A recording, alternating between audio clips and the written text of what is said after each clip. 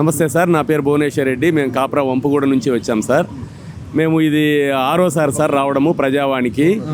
మా సమస్య ఈ కాప్రా వంపుగూడలో ప్లాట్స్ సార్. మొత్తం అంతా సర్వే నంబర్స్ 639/1, 643/1, 644/1, 647/1, 648, 654.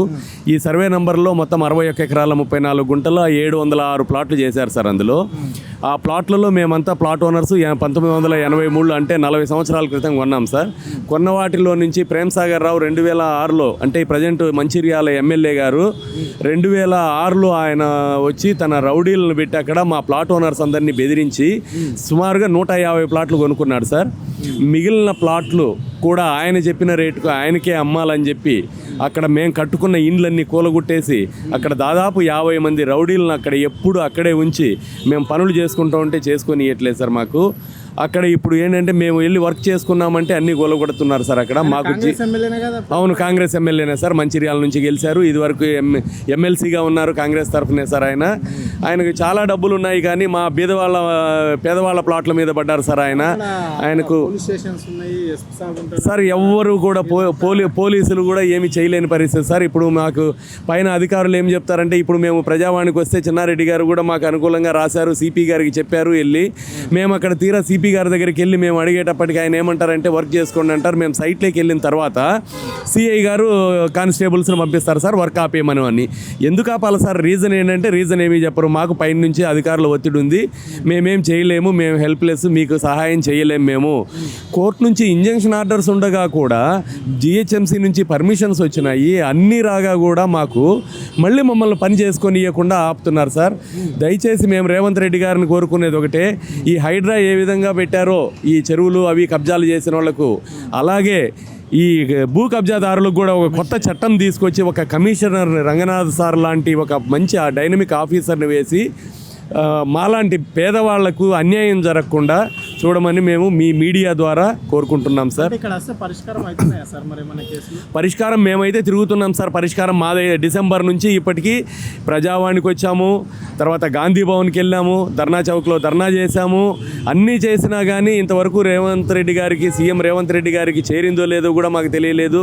మాలాంటి బీదవాళ్లకు సీఎం గారి అపాయింట్మెంట్ దొరకడం అనేది అసలు గగనం, అది కాని పని సార్. అది వారంలో ఒకసారన్నా కలుస్తా, శుక్రవారం మంగళవారం ఉంటుంది ప్రజావాణి, అప్పుడు కలుస్తానని చెప్పిండు. ఇప్పటి వరకు 11 నెలలు అయిపోతుంది గవర్నమెంట్ ఏర్పడి, మళ్ళీ ఇక్కడ 11 నెలల నుంచి కూడా ప్రజావాణి నిర్వహిస్తున్నారు ప్రజాభవన్లో. సీఎం కలిసిండా మీకు? లేదు సార్, ఒక్కసారి కూడా. మినిస్టర్లు కూడా కలవలేదు సార్. చిన్నారెడ్డి సార్ ఉన్నారు, గౌరవనీయులైన చిన్నారెడ్డి గారు. ఆయన చాలా ఓపికగా ఈరోజు సెలవు దినం అయితే కూడా మళ్ళీ వచ్చారు ఆయన. చిన్నారెడ్డి గారు వచ్చి ఆయన చాలా అంటే పాజిటివ్గా స్పందించి ఆయన మాకు వెంటనే సిపి గారికి ఫోన్ చేసి చెప్పడం జరిగింది. వీళ్ళు చాలా 40 సంవత్సరాల నుంచి బాధలు పడుతున్నారు, మీరు వెంటనే వీళ్ళకి సహాయం చేయమని ఆయన పంపించమన్నారు. ఈరోజు హాలిడే కాబట్టి రేపు వెళ్ళి కలుస్తాం సార్.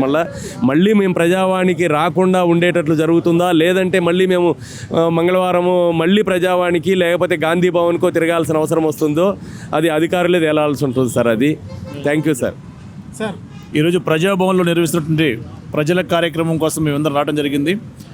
ఇలా జి చిన్నారెడ్డి గారు ప్రణాళిక బోర్డు వైస్ చైర్మన్ గారిని కలిసాము మా వంపుగూడ ఫ్లాట్ల విషయం గురించి. సార్ కూడా పూర్తిగా సార్ ఇప్పుడు ప్రజాభవన్లోను పెట్టిన ప్రతి మంగళవారం శుక్రవారం వచ్చి మేము కలుస్తున్నాము. మీకున్న ఓపిక రాష్ట్రంలో పోలీసు వ్యవస్థకు కానీ అధికార యంత్రాంగం లేకుండా పోతుంది సార్. మీరు ఇంకా రేవంత్ రెడ్డి గారు డైనమిక్ లీడర్ అయినటువంటి ముఖ్యమంత్రి గారికి ఈ సబ్జెక్టు పూర్తిగా వివరించి మా ప్లాట్ల గురించి మేము పూర్తిగా ఇల్లు కట్టుకునేంత వరకు మేము ఈ రోజు నుంచి మళ్ళీ మనం ఇప్పుడు ప్రతి వారము ఇక్కడికి వస్తున్నాం. అందరము చాలా ఇబ్బందికరంగా పరిస్థితుల్లో రావడం జరుగుతుంది. మీకున్న ఓపికను చూసి మేము వస్తున్నాము. ఇవాళ మీరు సుధీర్ బాబు గారికి లెటర్ ఇచ్చారు, మీకు కూడా మేము చెప్పాము సార్. మా సమస్య డిసెంబర్ 5వ తారీఖు 9వ తారీఖు లోపల మేము అక్కడ ఇల్లు నిర్మించుకోలేకపోతే మేము ఇప్పుడే చెప్పినాము సభాముఖంగా, ఈ ప్రజాభవన్ ముఖంగా మేము ఛాలెంజ్ చెప్తున్నాం సార్. రేపు భవిష్యత్తులో జరిగే పరిణామాలకి రాష్ట్ర ప్రభుత్వమే బాధ్యత వహించాల్సి ఉంది. 11 నెలల పాలనలో ప్రజల సమస్యల మీద ప్రజాభవన్ పెట్టారు. ప్రజాభవన్ అధికార యంత్రాంగం నిర్లక్ష్యం చేస్తుందని చెప్పి మాకు అనుమానం కలుగుతుంది. కానీ పరిష్కారంలో చూస్తే కొంత మటుకే ఒక రిపోర్ట్ వస్తుంది, ఒక మెసేజ్ వస్తుంది. పరిష్కార దిశలో చూస్తే అధికారులు ప్రెషర్ పడుతున్నారు, పైనుంచి ఒత్తిడి అని చెప్పేసి ఎల్లప్ చేస్తున్నారు. ఇవాళ మేము మనం జి చిన్నారెడ్డి గారిని ఒకటే వేడుకున్నాం సార్, ఈ పరిణామంలో మీతో పాటు సార్ కూడా చెప్పడం జరిగింది.